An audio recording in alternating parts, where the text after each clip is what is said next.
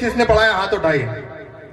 Article 244, article 244 आपको ताकत देता है स्वशासन की, आदिवासियों का स्वशासन। और यदि आपको आदिवासियों के स्वशासन का एक एग्जाम्पल देखना हो तो इस बेड़का टापू पे आके देखिए कि किस तरीके से बिना पुलिस के, बिना एडमिनिस्ट्रेशन के आज इतने लोगों को इतना बड़ा कार्यक्रम करके दिखाया।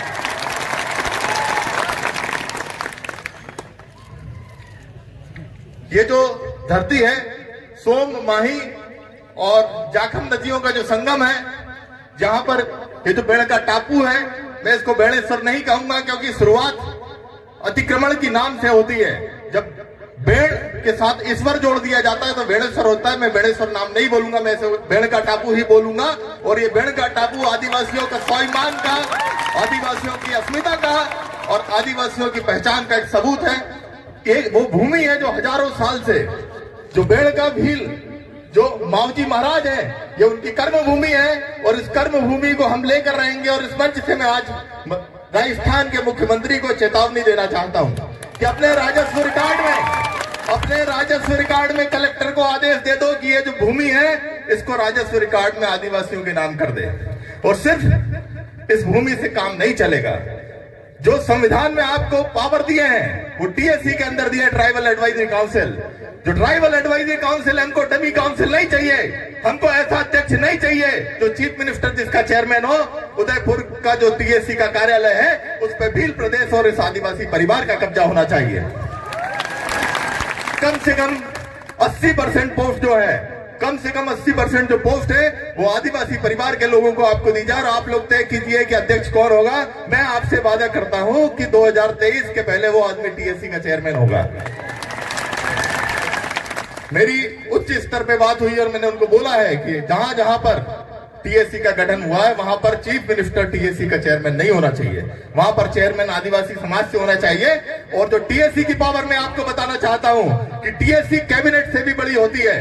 कैबिनेट को जो पावर होते हैं उससे कहीं ज्यादा पावर अनुसूचित एरियो में टीएससी को दिए गए संविधान के अंदर। लेकिन कोई भी माई का लाल, कोई भी राष्ट्रपति, कोई भी राज्यपाल, चूंकि ये चंगू मंगू हैं उन सरकारों के, उन चट्टों के, तो ये इनको जमीन पर नहीं उतरने देते हैं।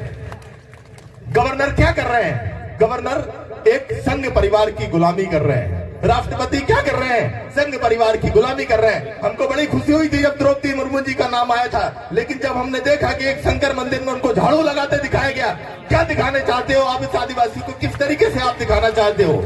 हमारी खुद की संस्कृति है, हमारा खुद का धर्म है, आप क्या दिखाना चाहते हो आदिवासियों को कि आदिवासी आपका गुलाम है? इसी गुलामी से आदिवासी को नफरत है, इसी गुलामी से हमें नफरत है। और हमने जिस तरीके से अंग्रेजों को भगाया उसी तरीके से इस बेड़ेश्वर टापू से ये जो लोग हैं आज बड़ी सुरक्षा कर रहे हैं। देखिए आप वहां पर मंदिरों की, इनको डर है कि कहीं आज कब्जा निकल ले।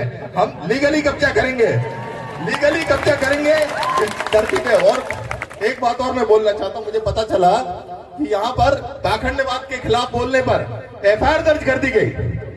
अरे पाखंडवाद के खिलाफ बोलने की आजादी तो संविधान देता है। मैं गुड डॉक्टर हूँ, मैं एक आई सर्जन हूँ, मैं माताओं बहनों से बोलना चाहता हूँ कोई जरूरत नहीं है आपको उपवास करने की।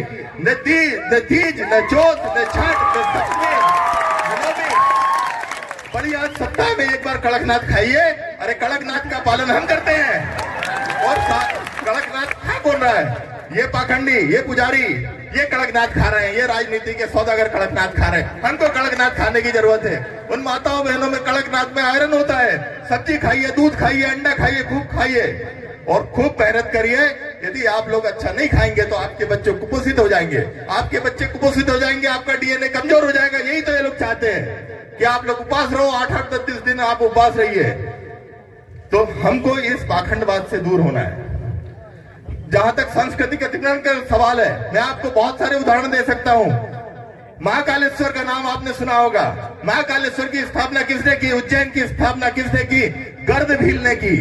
गर्दभील के कुल देवता थे। गर्दभील का लड़का जो था उसका नाम राजा विक्रमादित्य था। राजा विक्रमादित्य के कुल देवता है। छत्तीसगढ़ के अंदर बमलेश्वरी माई है, बमलेश्वरी मताई है, वो इसी विक्रमादित्य की कुल देवी थी। आप आज जाके देखिए कि बमलेश्वरी में भी कब्जा है दिगुओं का और उज्जैन में भी कब्जा है।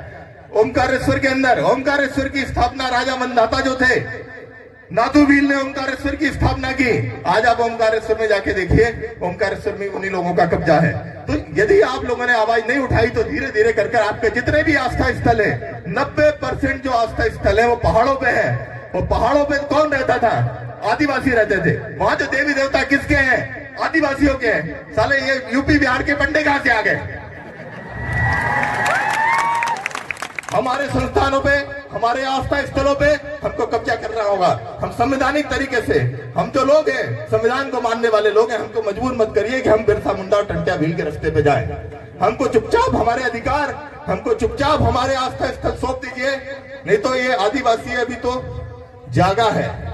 जिस दिन उठ खड़ा हुआ आप लोग भागते फिरोगे। जय जोहार। बहुत